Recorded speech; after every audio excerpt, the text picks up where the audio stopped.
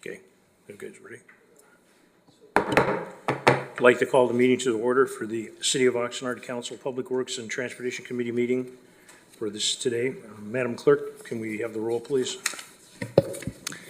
Member Valenzuela. Present. Member Zaragoza. Here. Chair Perello. Here. The agenda for this meeting was posted in the City Hall Bulletin Board on September 17th, 2024. Thank you. Councilmember Valenzuela will lead in the Pledge of Allegiance. Please stand. Right hand over your heart. Ready, begin. I pledge allegiance to the flag of the United States of America and to the republic for which it stands, one nation, indivisible, with liberty and justice for all. Thank you. Moving on to the first item on the agenda, the public comments not on the agenda. I have one speaker. First off, are there any changes to the agenda, Madam Clerk? None. None. We do have item C1, approval of the minutes. Okay. All right, approval of the minutes. Do the committee members have any? And the funny thing is, when I got my staff report, it doesn't have the cover sheet. Any members of the committee have any changes or additions to the minutes? I don't. My apologies, Chair Perello. We do have one public speaker here in person for public comments on items not on the agenda. That's what I, My apologies. Okay, That is all right. correct. We do have Okay. one speaker. Thank you. Mr. Stephen Nash, please. You have 3 minutes. Thank you, Chair Perello, subcommittee members, city manager, and staff. My name is Steve Nash, and I am running for the Division 4 Board of Directors seat on the United Water Conservation District. So I want to talk about a few things, but first, I think the public should know that United Water has been in existence for about 75 years, and throughout that time, it's been controlled largely by agricultural interest. And whereas I support ag, I don't think it's fair for the city to subsidize the cost of their doing business through unequal water cost. So I would definitely change that if elected. You can get more information on some of these by visiting my website, www.nashforwater.com. But tonight I think I want to speak primarily on a project that United is developing along with the Navy at Point Magoo, and that is the extraction barrier brackish water treatment project. And whereas this is a good deal for the Navy because it would supply them with a source of water, it is a $500 million project whose cost would be unfairly borne by the residents of Oxnard because we are United's largest customer. And it is duplicating infrastructure that we already have. We have our own advanced water purification facility, which is a reverse osmosis plant, and this is what's being proposed for the EB project. They'll have a series of extraction wells to take up brackish water, treat it, supply what the Navy needs, and give the rest to or sell the rest to the farmers out in the Pleasant Valley area. But this is water that Oxnard doesn't need. It's infrastructure that we shouldn't have to pay for. It's $500 million. It's currently unfunded, and I think that we need to elect people to the board of directors of United that represent the interests of Oxnard. So I respectfully ask for your vote. I think it's time for a change. I want Oxnard to be treated fairly, equitably, and I want the dealings with United to be transparent. So thank you for your time, and I respectfully ask for your vote this November 5th. Thank you. What was your name again? My name is Steve Nash. Thank you. Thank you. Are there any other Chair public? Perello, yes, we have one speaker virtually. Okay, please.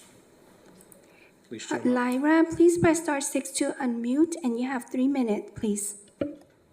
Right, thank you. Hello, my name is Lyra Cabanban, and I am a student attending Oxnard College and a fellow working for Seafrog, or Climate First, replacing oil and gas.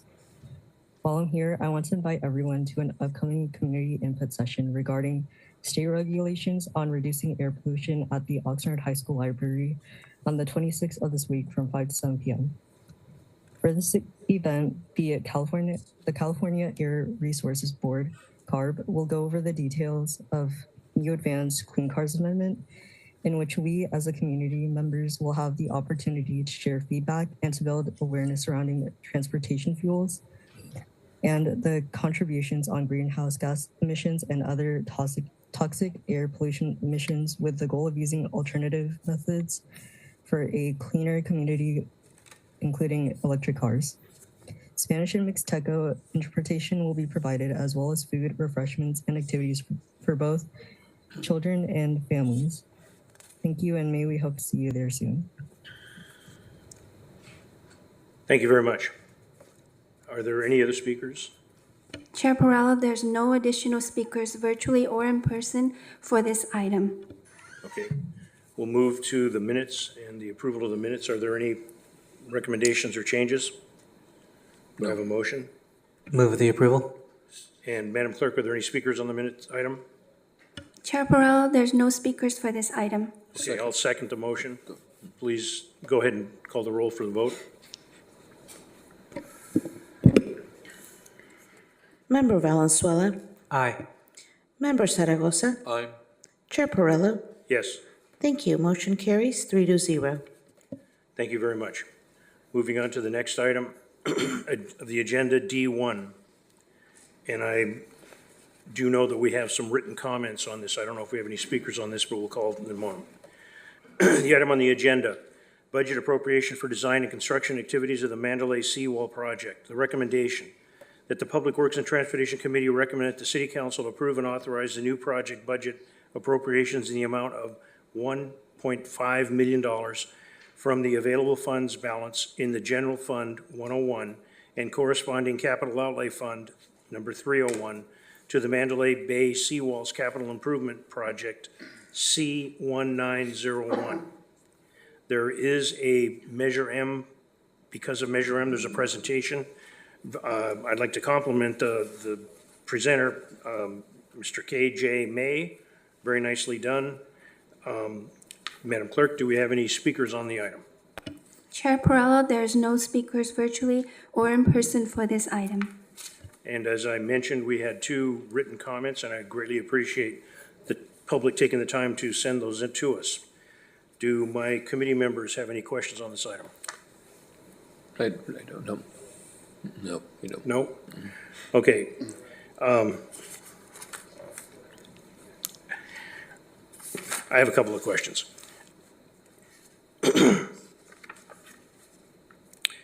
With respect to some terms that are used in this, there is a term caps or pile caps, and I don't understand what caps. I understand what a cap on your head is and a cap on a tooth or something like that, but what are caps in relation to pile caps? Please. All right. I can answer that. Good evening, Chair Perrello, Mayor Zaragoza, and Councilmember Valenzuela, Morgan Kessler, City Engineer. So in the context of the seawalls, we're talking about a support structure called piles and pile caps. Now, to understand their use, you have to understand that the seabed itself is very loose and spongy, and it can't support the weight of the seawalls on its own. So to support the seawalls, you have to do something else. And in the case of our seawalls, these devices called piles were driven into the seabed, into the ground. Think of a pile as a pole, not unlike a telephone pole in this case. These poles are, they're varying lengths, but 35 to 50 feet is kind of standard.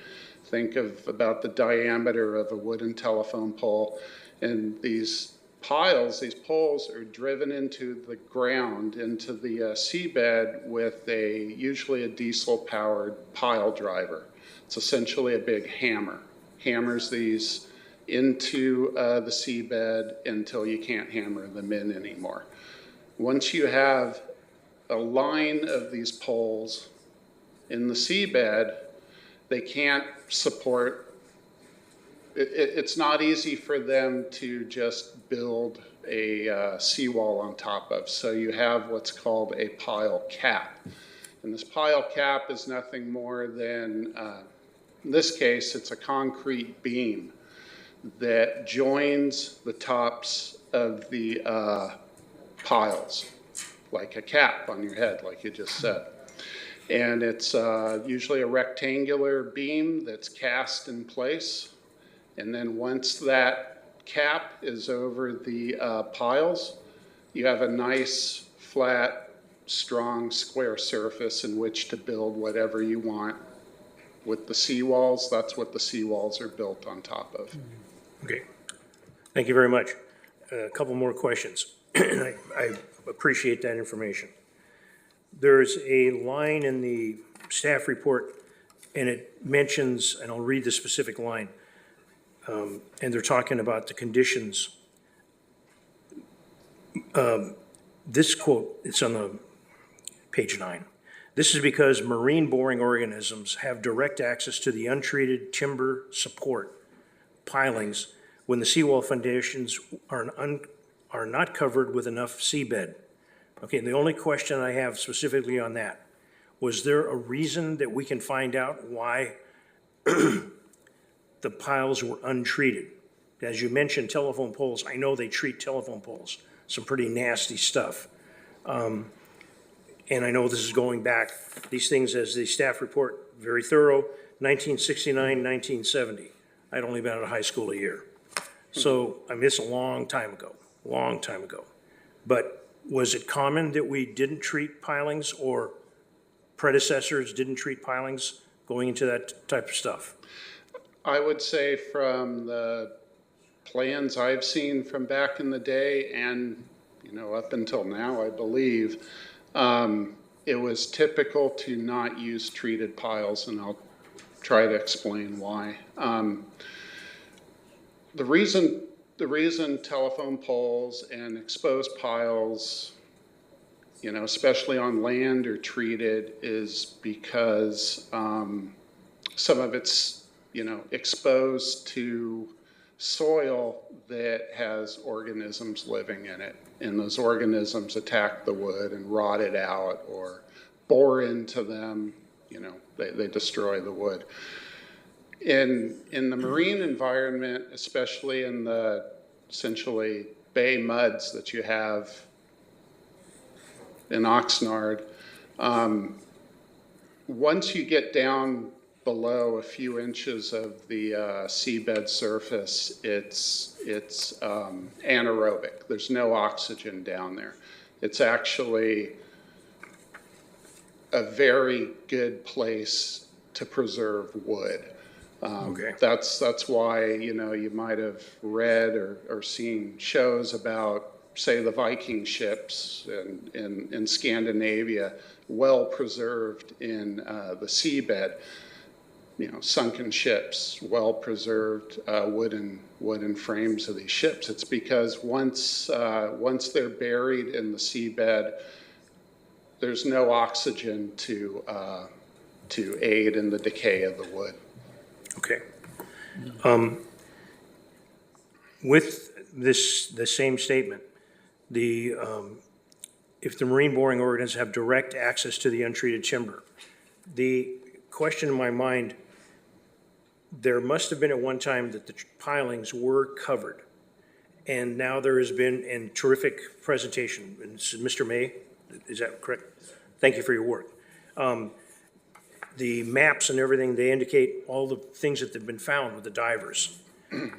Is there any determination as to why some of these things are now exposed? Because in my mind, I'm thinking of the guys that have power boats that sit and spin the props. Is that causing the material to come away from the pilings and causing a problem? And the only reason I ask that, is to plant the seed in management's head that there may be some sort of regulations we need to prevent that from happening, if there's any correlation. Can we make a guesstimate on that? Yeah, from what we've seen and from the opinion of the marine engineers that have been working on the project, there's not much of a correlation between prop wash and the excavation of the seabed away from the piles. It's mostly due just to currents, tidal currents moving around. You know, the caveat with that would be if when we're in the design phase for the work that we're proposing, if there is an instance perhaps where it's pretty clear that prop wash is affecting one small spot, and it would be in very isolated spots, the design engineers would certainly take into the account with their design to beef it up, to beef up the repair where the prop wash would occur. But the short answer is no, there's not much of a correlation. And my last question, the people that inspected the wall, they've recommended that the work be definitely taken care of in the next 5 years. Correct. Thank you. Is there anything else that the Public Works Department wanted to add to this? This is a big thing for a big chunk of Oxnard. A lot of people will say it's just the people that live at the beach. The entire city of Oxnard benefits from everything that happens wherever it is in Oxnard, northeast, west, south. Chair Perrello, we have one virtual speaker. Okay, thank you, Councilmember. Okay, that's the only questions that I had right now. Caller with phone number ending in 2382. Please press *6 to unmute, and you have 3 minutes, please. Thank you so much. This is Debbie Mitchell. I live in Mandalay, and I'm the vice president of the Channel Islands Waterfront Homeowners Association. To quote the actual item and from the package, in June 2024, a routine inspection revealed the seawall foundation exposure that warrants the city to prioritize this work. The monitoring that discovered that was just resumed this year in 2024 and completed recently. The finding of the seawall foundation exposure after monitoring was restarted is a testament to the need for that monitoring to continue on. We ran out of money and could not pay for that at one point. And the city has jumped back in to help with the Hemlock project. The Hemlock project was delayed since 2018 after it was already approved by the Army Corps and the Coastal Commission. And due to fluxes in the city, that was put on hold until now. We do realize and are grateful for all of the support from the city that we have had over the last 5 years. Increasingly and moving on, and with the current staff at the city, it has just been a phenomenal step forward.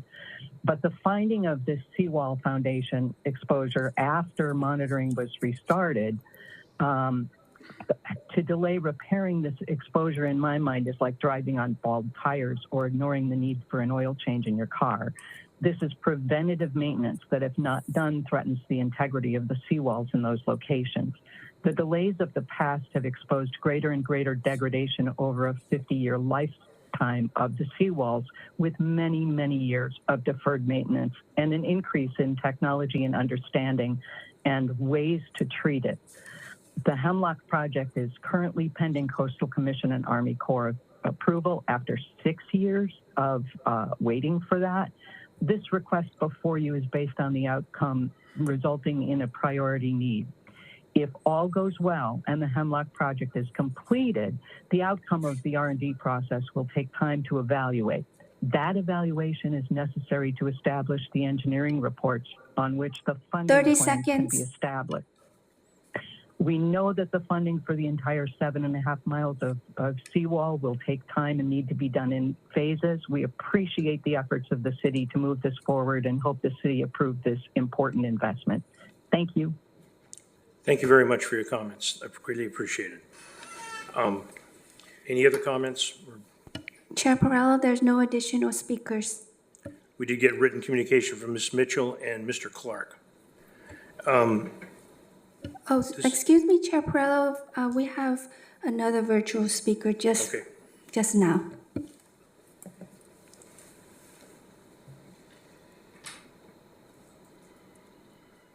Caller with phone number ending in 3259, please press *6 to unmute, and you have 3 minutes, please. Hi, this is Deirdre Frank. I'm calling to support all the comments by Debbie Mitchell. I don't live in Mandalay Bay, but if these issues aren't addressed, we're looking at major catastrophic issues in the future. Thank you so much for moving this forward. Thank you. Any other speakers? Chair Perrello, there's no additional speakers. Okay. Public Works Director, Mr. Wolf. Yeah, good evening, Chair and committee members. Just wanted to highlight a few things. I do believe we got multiple emails, not just the 2 emails on this. So I just wanted to make sure that's clear. We had several handfuls of emails that came in kind of late in the game. So those are recognized. I think there was a couple that I read that were a little confusing, or people may have been confused, and I appreciate Ms. Mitchell giving some information because I think she clarified a few things that I was going to clarify. And that's it. The Hemlock project is separate and apart from what we're talking about tonight. I just want to make sure that's clear because I think a few folks may have been confused on that. And both speakers mentioned something that I believe is very important, and this is like preventative maintenance. We're talking about spending some dollars now to avoid having to spend quite a few more dollars later. And so I think that's very important to understand that this is important in priority but preventative work, if you will, to make sure that we protect this infrastructure from being a bigger deal if we don't do it at this time. Thank you. Madam Clerk, if we do have written comments, they will be included in the minutes, correct? The written comments are already uploaded on the website, and they're available. Can we identify who sent written comments?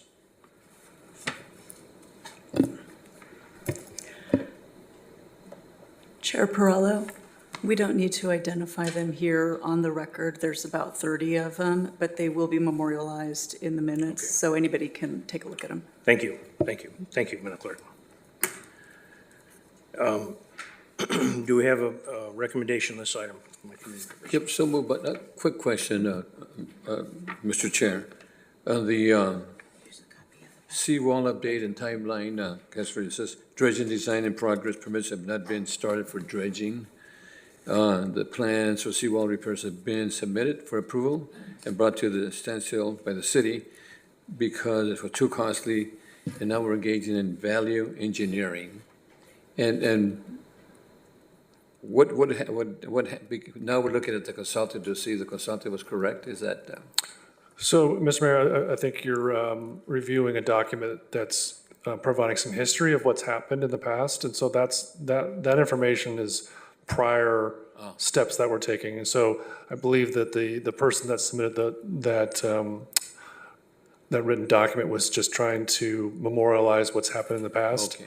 Yeah, so we're not delaying anything right now. In fact, KJ can talk about the Hemlock project, which is really not technically part of tonight's agenda package, but that's moving forward, waiting for a last permit before we go out to bid. But the item that's on tonight is about the preventative maintenance going forward for the locations that were surveyed recently. And so, again, that document that you're reviewing is just history information. Thank you.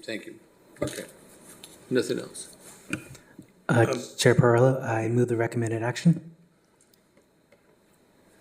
I'll second. Roll call, please. Member Valenzuela, Aye. Member Zaragoza, Aye.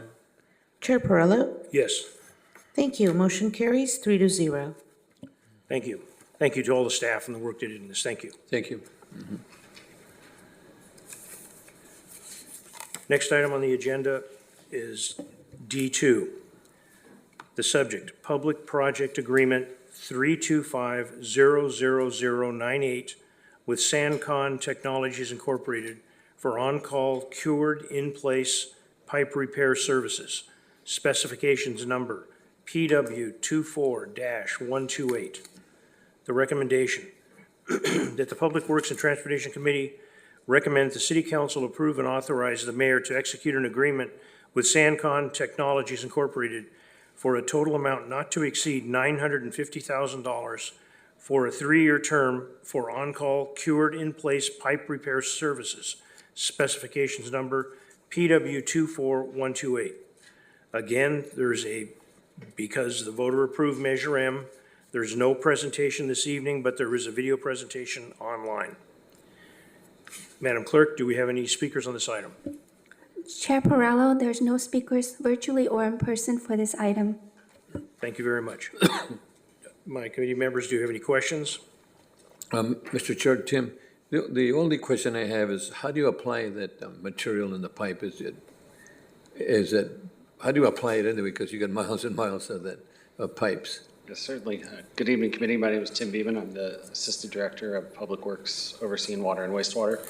And it actually comes through in a soft tube that is pushed through the pipe, and then it is hit with a resin, and then it hardens.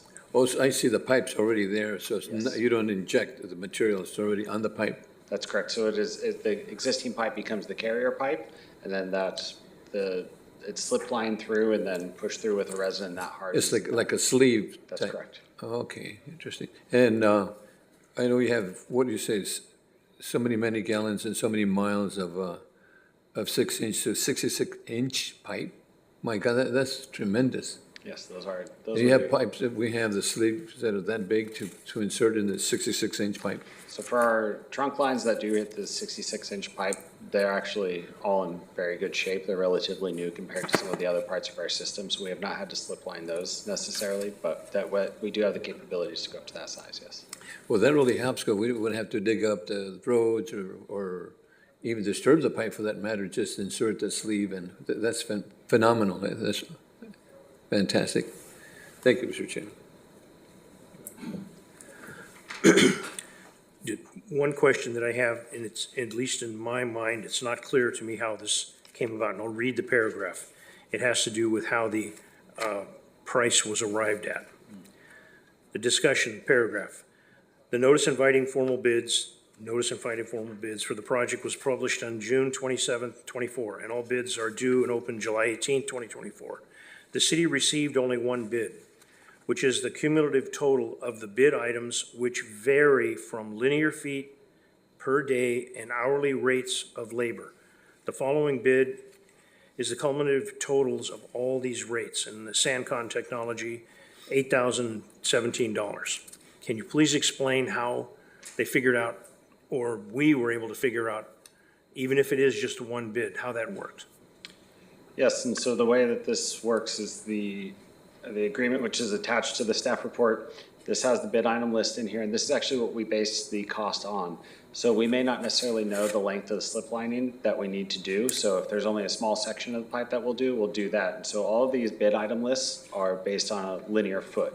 So if we need to do 10 linear feet or 100 linear feet, that's what we base the price on. So for each linear foot, that's the quantity, and that's where we push that price across. So for an example, if we have 100 feet of 10-inch pipe, it's $16 per linear foot. Is the rate per hour, where if we're doing, and as the staff report, very well done, we have a set of pipes ranging from 6 inches to 66 inches. That means a guy that's 5'6" could stand up and not touch his head inside that pipe. That's big. The rates per hour for working on these pipes, no matter if it's 6 inches or 66-inch pipe, the same rate per hour. So the rates per hour that are listed in the bid item sheet are for specific tasks, and so that's primarily for things like traffic control. So if we have they do go in through the manholes, which can be located within the street. So if they do need to access those, we'll have to set up traffic control, and that's what the rate per hour is based on. Chair, maybe I can make some clarification here. So when we sent out the bid package, we have what's called a bid sheet. And in that bid sheet, we have these items that they want to bid on. And some of them are how much per linear foot to do 18-inch pipe, and how much per hour to do traffic control. So we have those bid items, and what we've done is we've asked the contractor to provide us a price per unit. So they've provided a price per unit. So if you look down that bid sheet, I'll just pick a number, item number 21, which is 12-inch CIPP lining, they bid $103 per linear foot. So when you take all those bid items and you add them up, we've just added them up, just like a math problem. We've taken all those bid items, whatever they bid, $1 for this, $12 for that, $50 for this, and we've added them all up, and that's the 8,000 number that's in the staff report. So we are basing it on the total of their bid items as a summation of their bid. That's where we get that number from. So if we had a second bid, and they bid, and you make a comparison, the total numbers, we would add them up for each of the bids, and we would make that comparison of who's the lowest bidder. Okay, and I want to let the public know, all that information is in the staff report. Greatly appreciated. This is above board, you know, you can see everything you wanted. That one part was just not clear to me. And the amount to be bid, the amount of this project, it is not to exceed $950,000 for a 3-year period. So if there is going to be more work needed and we get up to the 950 in the 3-year period, we're gonna have to come back for another amendment to the contract? This was bid as a public project, so this isn't something that would be amended. It would have to be rebid. Okay, run that by me again, please. And speak up, please, everyone. Sure. This is a public project, so it's subject to very specific rules in the Public Contract Code and the Uniform Cost Construction Accounting Act. So you can't amend these projects to add more funds or increase the scope, because that violates the competitive rules of the Public Contract Code. So once the term is over or the dollars have run out, then if we need to have additional pipes, I guess recast or whatever, it would need to be rebid. So we would create a new bid package, we would put it out and see who then would respond. Okay, thank you very much. One last thing, and I did see that we're talking about going through the manhole covers, Mr. Beaman. For the most part, there will not need to be streets torn up to do this type of work? That's correct. One of the benefits of doing this sort of work is that we don't actually have to break into the surface of the street to get to these pipes for the repairs. When we go into, and this is not in the report, but just from maybe somebody's watching and they want to know. When we go in to clean something out, just like somebody has their veins or arteries cleaned out, they route them out. Are we going to clean the pipe before we put a new pipe in? Or if there's irregularities or lumps or something in the pipe, the new pipe sits on there and those deformities remain on the new plastic pipe? So through part of this process where we identify these places where we do need to do these repairs is through our regular inspection, which our collections team does throughout the city on an annual basis.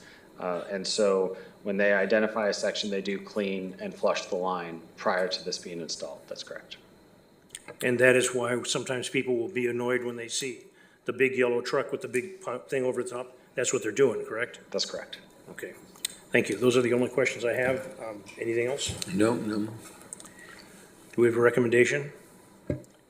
Move the recommendation. Second. Please take the vote, ma'am. Madam Clerk? Member Valenzuela? Aye. Member Zaragoza? Aye. Chair Perillo? Yes. Motion carries 3-0. And thank the staff for all the work they did in the response to the questions. Thank you very much.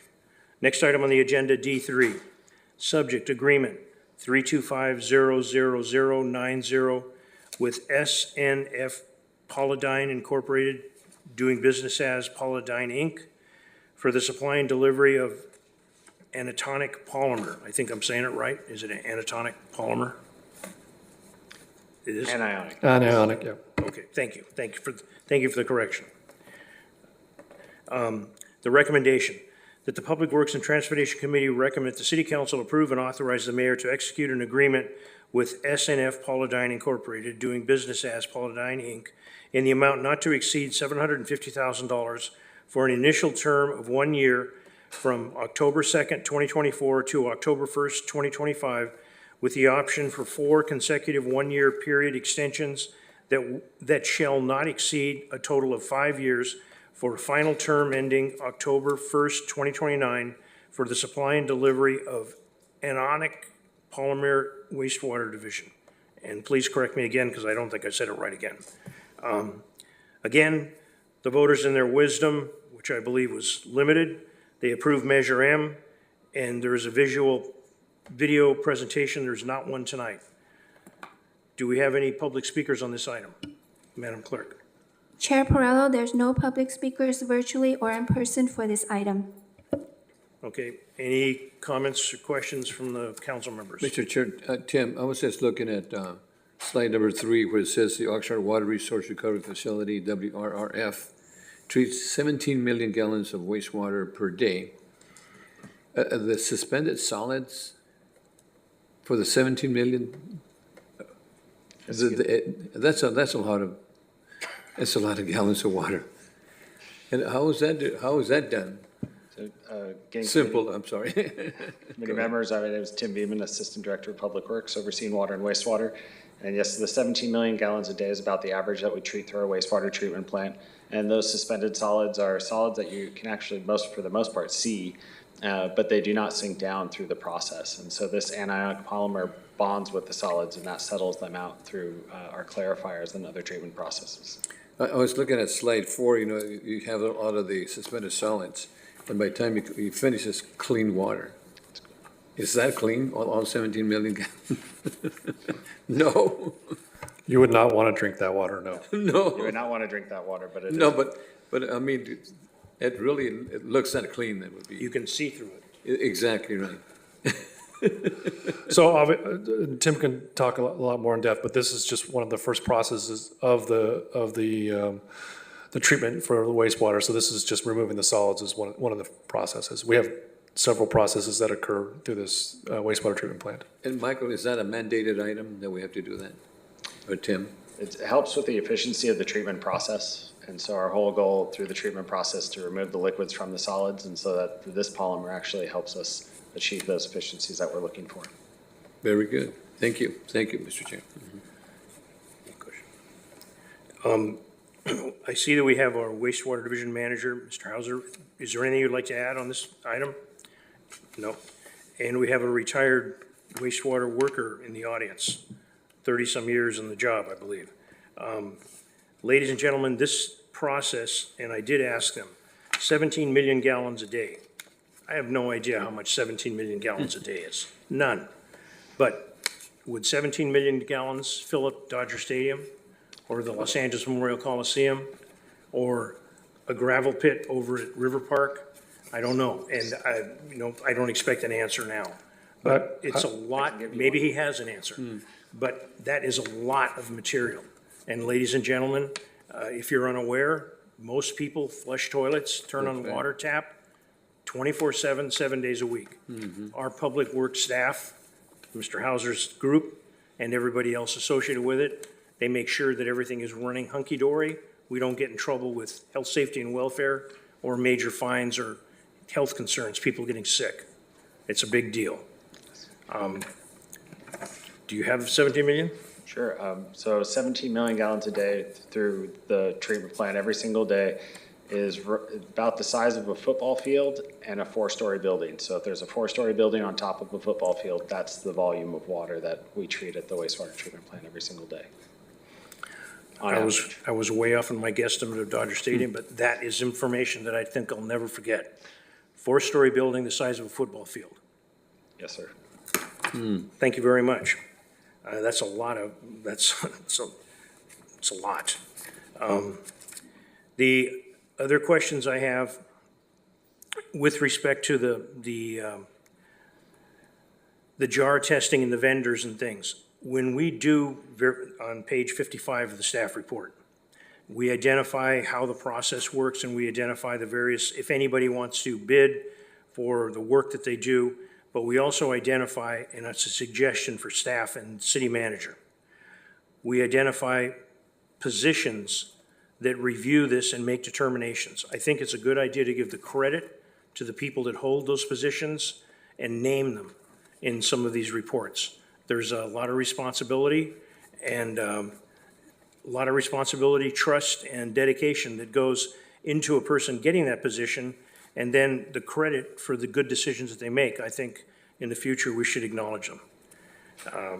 And that's pretty much the limit to what I have. I do have experience with the colloidal stuff and settling the water, but it was used in irrigation of sediment and not with fecal material.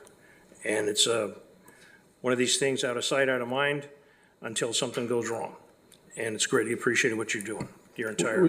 We can list the names, that you know the names of the people that reviewed it, right?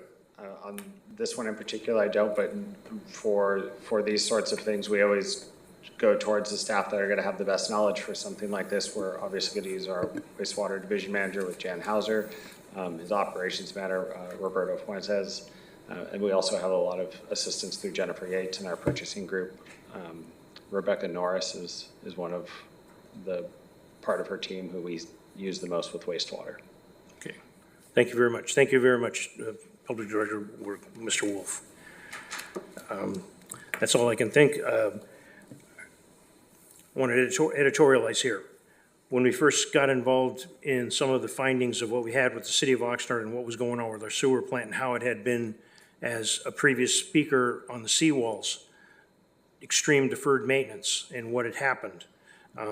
This facility and this organization and this management is bringing things ship shape. It's greatly appreciated. Do we have any other comments? You need a motion? Yes. Motion to approve? Second. Please vote. Member Valenzuela? Aye. Member Zaragoza? Aye. Chair Perrello? Yes. Thank you. Motion carries 3-0. Thank you very much. Thanks to all the people involved. Greatly appreciate it. Good work. Some of the jobs that are out of sight and out of mind are some of the most important jobs in the world. Dealing with sewage is one of them. The next item, D4, agreement. The subject, the agreement 325-00107 with Saigagro West Limited Liability Corporation for biosolids hauling services. The recommendation that the Public Works and Transportation Committee recommend the City Council approve and authorize the mayor to execute an agreement with Saigagro West LLC in the amount not to exceed $10 million, beg your pardon, with an initial period of 1 year from November 1, 2024 to October 31st, 2025, with the option of four consecutive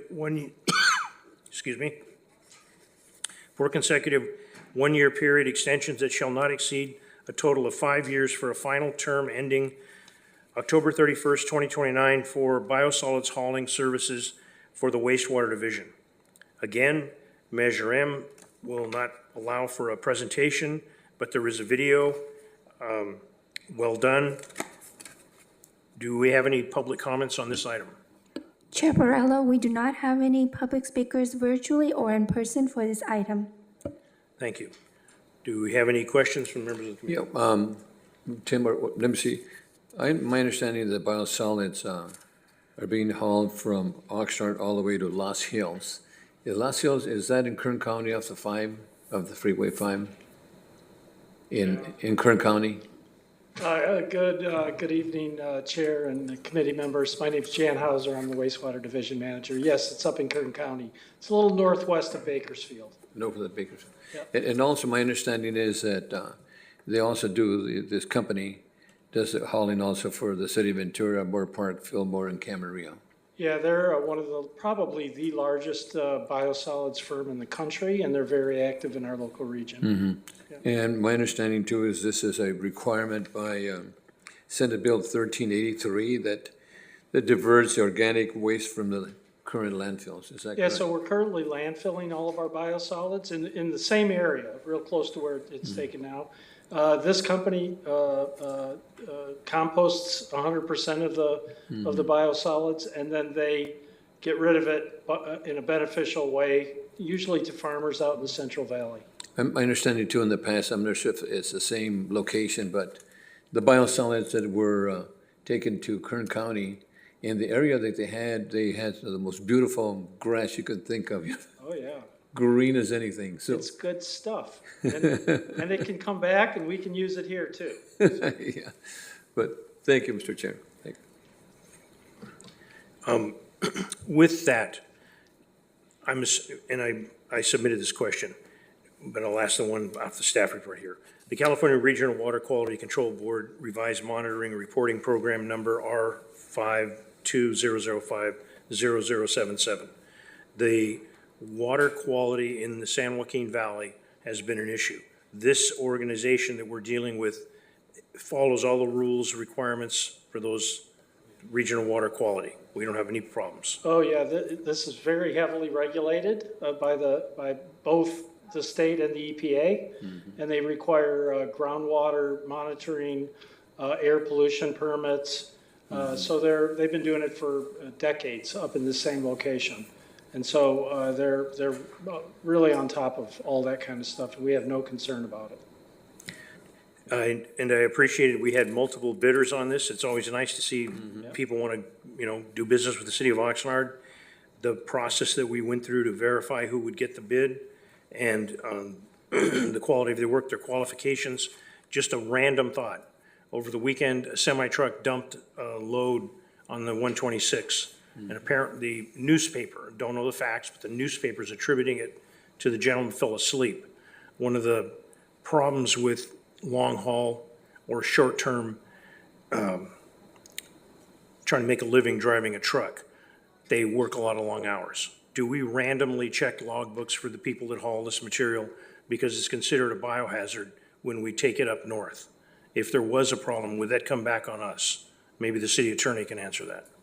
Yeah, I think that's a legal question. Well, let me answer maybe to the first part of that question. So the CHP actually would be the one that would be doing random checks in terms of making sure they meet the requirements for commercial trucking. So I don't think it's our responsibility to make sure they're meeting the vehicle code requirements in terms of commercial trucking. So that's a part of. And it is in their contract with us that they have to meet all these regulations and rules. Okay, So, but we don't check it ourselves. It's checked by CHP and others. that answers my question. Thank you very much, both of you. The second is, when the trucks leave, they take material somewhere, and when they come back, I assume they're empty.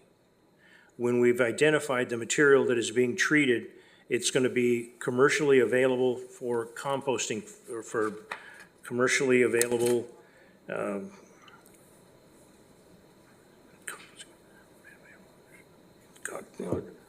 but the further process the biosolids using composting that can be used commercially. Is there any thought to us having loads of the material that's commercially available, bringing it back to Oxnard and using it for purposes we would need? So there is an opportunity there for us to purchase some of that product back. So we haven't gone there. We're not doing that at this point. We may investigate and look into it. So I think we already have a contract with another. Agrimon? So back in June of this year, we did bring a contract to Committee and Council with California Wood Recycling, which is Agriman. We actually buy compost locally. Commercially available compost, we purchase that locally through that contract. Mr. Cameron. And they do very good work, but I'm just a suggestion. I'm in support of this project. We are going to award a contract of $10 million.